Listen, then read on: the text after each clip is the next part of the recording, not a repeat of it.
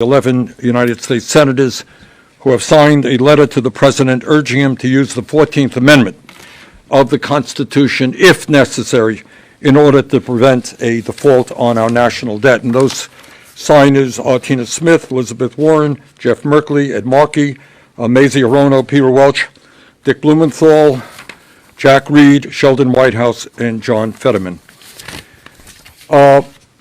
Throughout the history of our country, the United States government has done what it is supposed to do. Not too surprisingly, we pay our debts. That's what we have always done. In fact, over the past 63 years, the national debt limit has been raised nearly 80 times, 49 times when a Republican has been president, and 29 times when a Democrat has been president. The debt ceiling was raised 18 times under President Ronald Reagan, 7 times under President George W. Bush, and 3 times under President Donald Trump, when the national debt increased by some $8 trillion, with no strings attached. Bottom line, we pay our debt. That is what a major country does, the largest economy in the world. We pay our debts. And let's be clear, what the debt ceiling is about is paying money that has already been appropriated and spent. It has nothing to do with future budgets and future spending. You could debate that. This is simply a question of paying off what has already been spent. However, in an unprecedented and outrageous way, extreme right-wing Republicans have hijacked the debt ceiling process and have said to the American people, if we don't get our way and impose savage cuts on the needs of working families, the elderly, the children, the sick, and the poor, if you don't do what we demand that you do, we are prepared to allow the United States government to default and bring our economy and the world's economy into turmoil.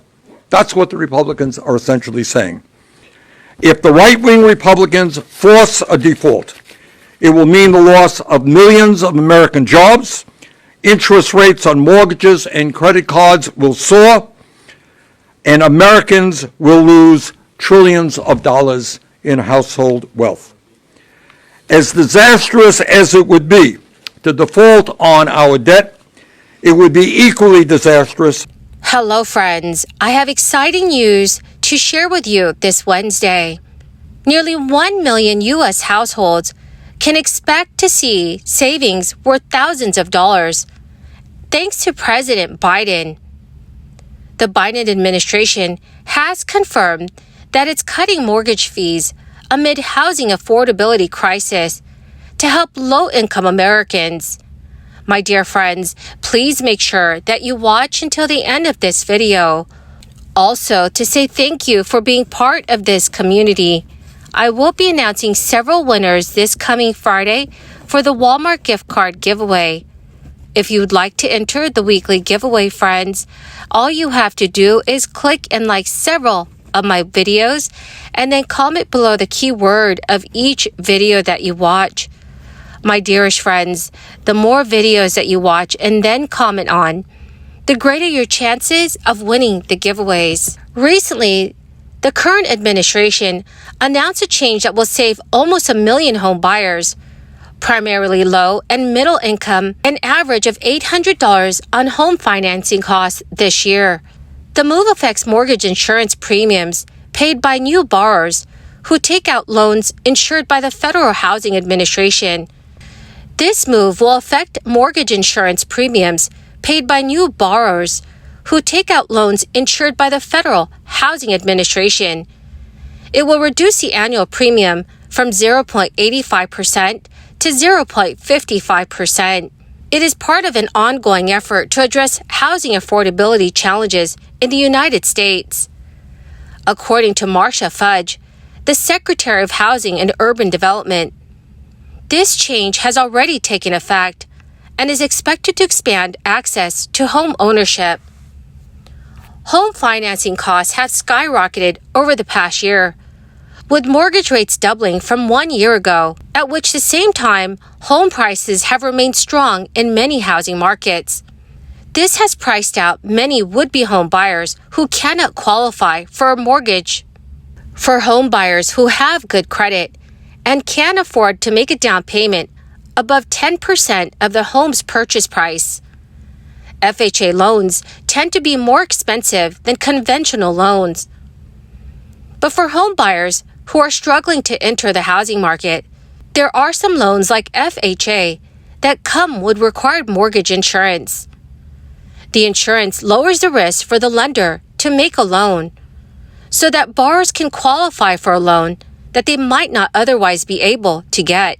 The Federal Housing Authority does not directly issue loans, but rather regulates and insures loans from private lenders that come with advantages for would-be home buyers, with smaller down payments and lower credit scores.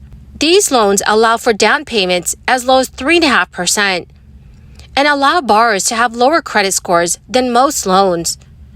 So in return, the Federal Housing Administration requires borrowers to pay mortgage insurance to protect the lender. This mortgage insurance adds to a borrower's costs. For borrowers unable to enter the housing market another way, these loans can often be the cheapest option. According to the administration, by lowering its annual mortgage insurance premium, the action will help new home buyers all over the country achieve homeownership, which is currently the principal source of wealth creation for most American households.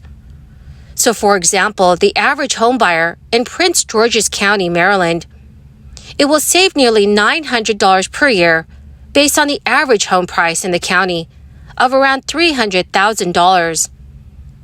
In other areas where home prices have increased, the savings will likely be greater than $1,500. But the action is expected to be of limited impact to the housing market, since rising mortgage rates have increased monthly payments by much more than the mortgage insurance premium savings. Over the past year, the cost of financing has increased for many borrowers by hundreds of dollars a month. The administration's rate reduction on mortgage insurance premiums is possible because the FHA's mortgage insurance fund has accumulated reserves at a level that is more than 5 times the required threshold which is set by Congress. But if the U.S. defaults on its debt, it could have potentially catastrophic effects for the U.S. economy, including the housing market.